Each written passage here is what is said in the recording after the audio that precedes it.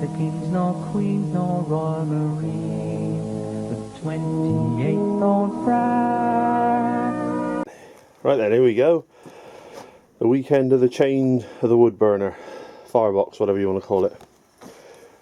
Done me really well for 3-4 years. Don't really matter, but it certainly doesn't show any signs of falling apart or anything like that.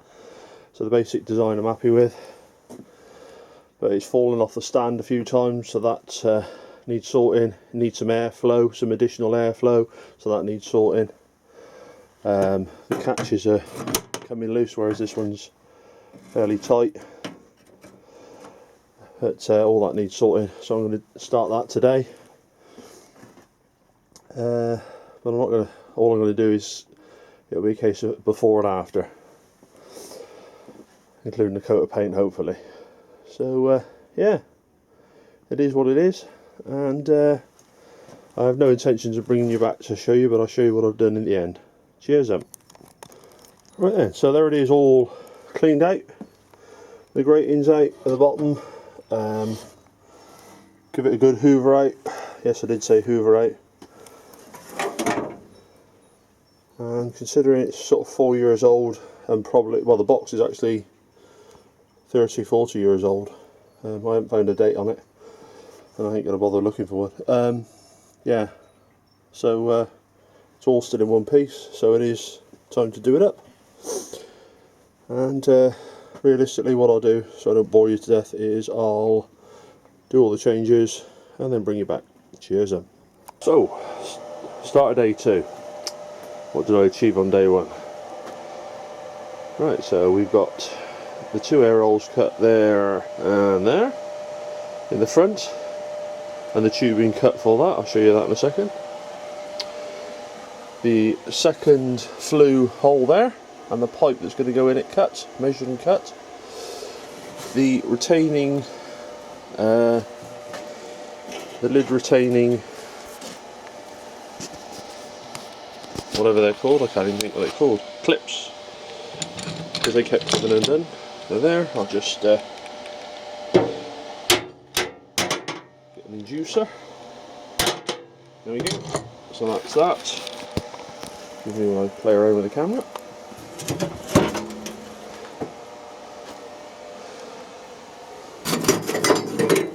There's the 2 air pipes that are going to be welded in place, and they'll go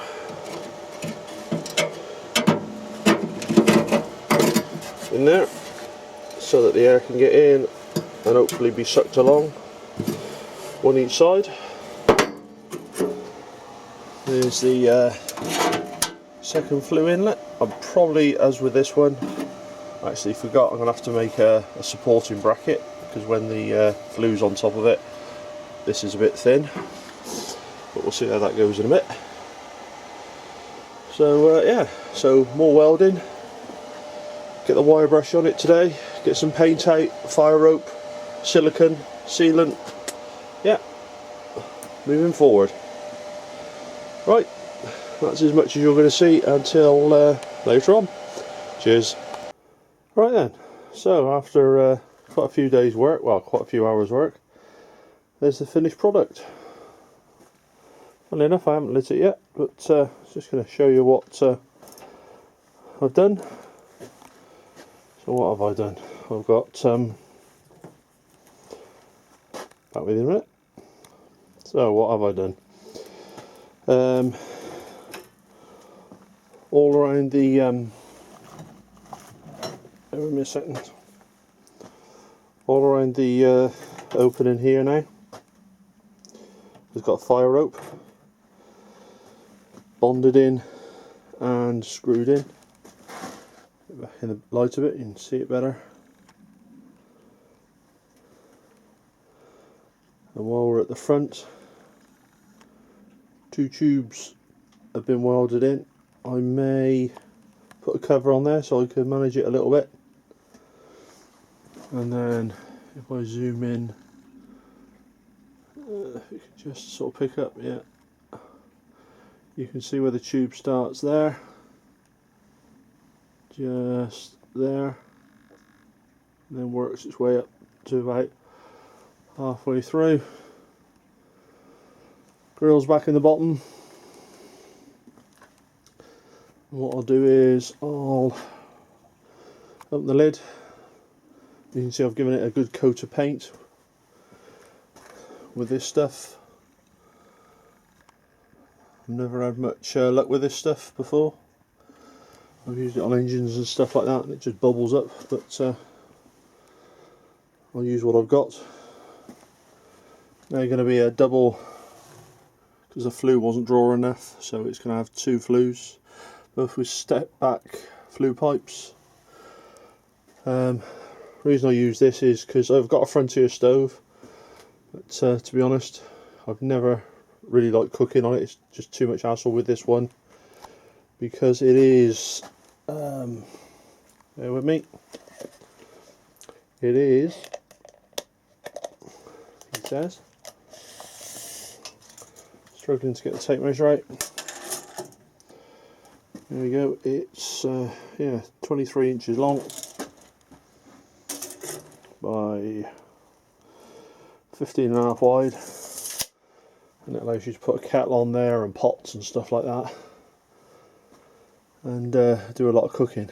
So I've also made the latches here a lot tighter. Stand by for a bang.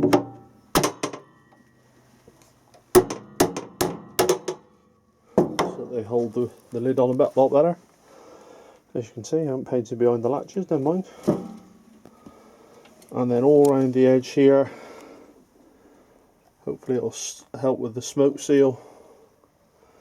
There's a silicone seal. Takes a little bit of pushing in, but that'll be easier as the lid's on and off all the time. And you can see the inside of the smokestacks from the inside. So that's and also those don't protrude down into the box itself as much. So anyway, well, there's the pipes. I think I showed you that on an earlier part, but there's only one thing left to do,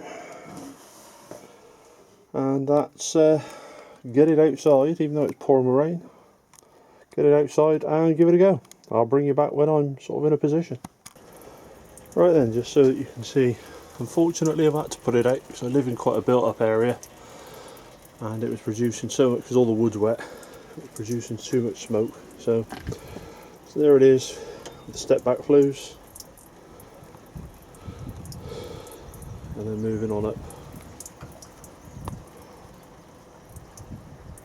to the pipes themselves. One thing I did notice, as you can see, the step back flues are different heights and lengths. That was a bit disappointing. I didn't really get hot enough to test the paint or anything, but unfortunately guys, I'll put this video up as it is, and then probably the end of January I'll have it out for its sort of maiden burn. Need to do something with the legs. They're not as good as I want them to be, but it is what it is at the moment. I'm quite confident it's going to work. Anyway, any comments, especially ideas, gratefully received, and let me know what you think. Cheers.